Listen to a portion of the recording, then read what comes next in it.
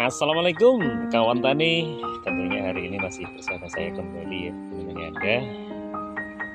Ini saya lagi berjalan-jalan aja di sore hari di kebun ubi jalar. Wah, ini barusan diguyur hujan. Nah, kenapa saya sore-sore menyempatkan berada di ladang? Karena saya mau ngecek yang namanya ubi jalar di sore hari ya. Mencari ulat nih, biasanya yang sering saya bilang itu ular. Nah, tahu ulat itu biasanya muncul di sore hari.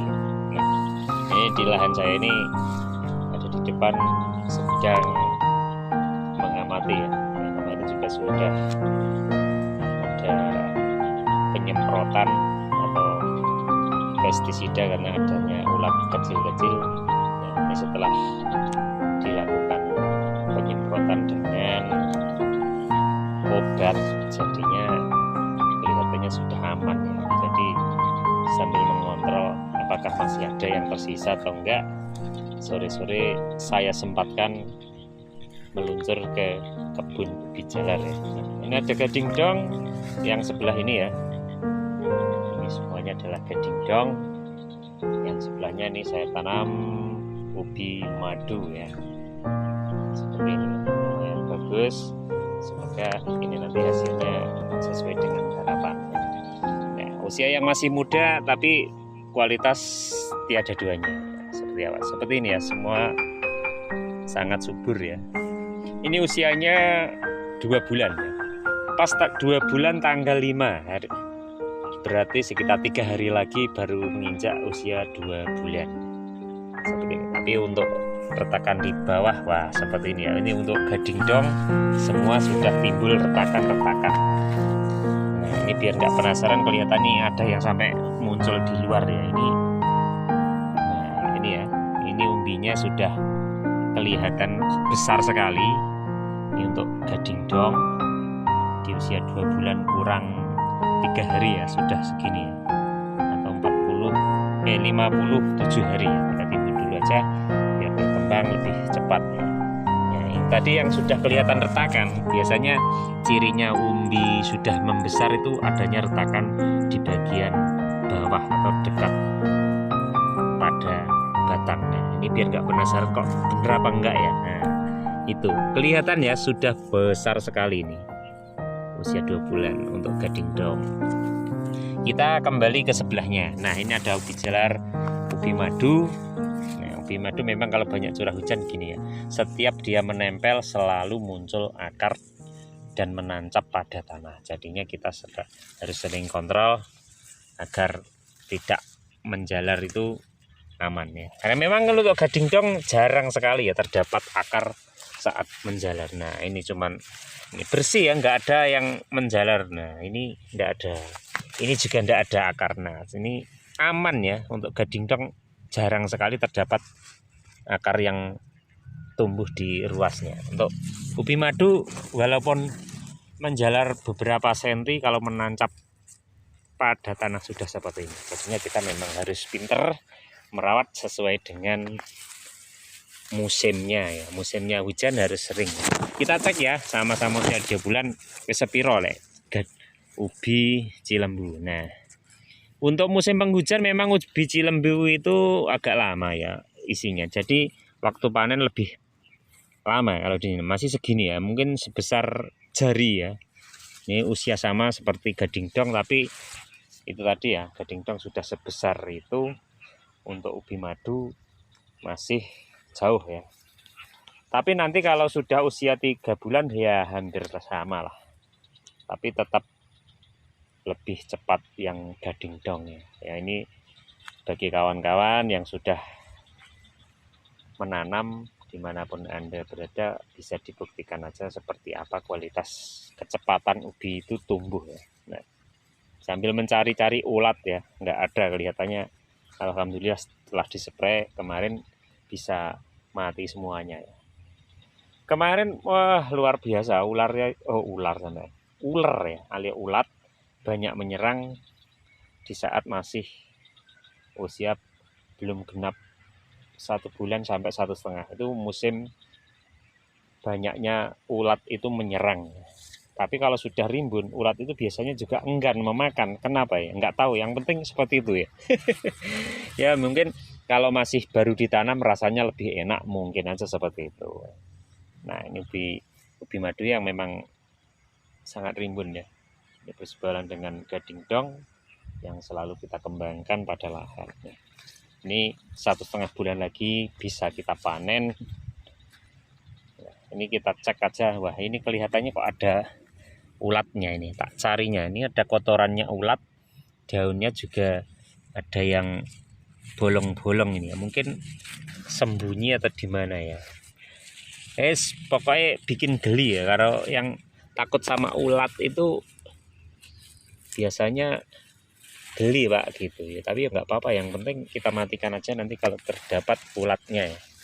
Kelihatannya lari entah kemana, ini nyari yang enak Bang ya. Is nggak apa-apa, nanti aja cari lagi kalau ada ya, ketemu. Memang ulat itu suka sekali dengan yang namanya sayur. Nah, seperti ini ya, gading dong aman. Kita cek. Nah, walaupun agak panjang, kalau musim penghujan gading dong itu ya nggak begitu. Ya memang menjalar tapi cuman beberapa puluh senti aja ya. Seperti ini ya. Menjalarnya cuma segini, tapi ya nggak ada akar di ruasnya. Itulah keunggulannya.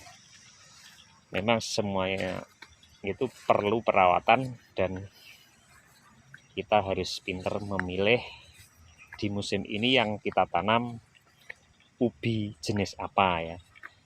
Semua ubi itu sebenarnya bagus ya, tapi kadang tidak cocok pada lahan di mana gitu ya. Jadi kita harus menanam itu banyak variasinya, banyak macamnya. Maksudnya untuk menyetel ya.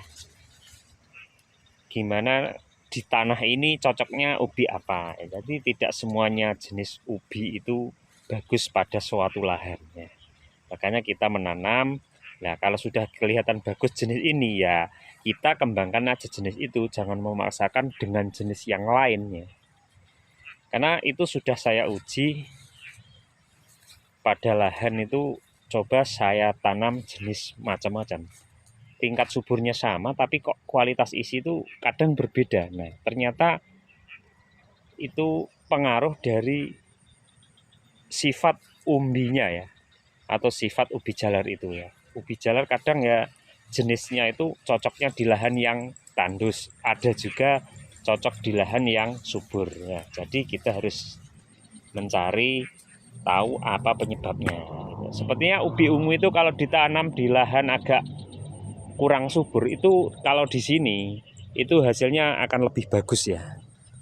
Tapi kalau terlalu subur, ubi ungu itu di sini malah nggak jadi umbi, malah keluarnya cuman akar-akar saja ya.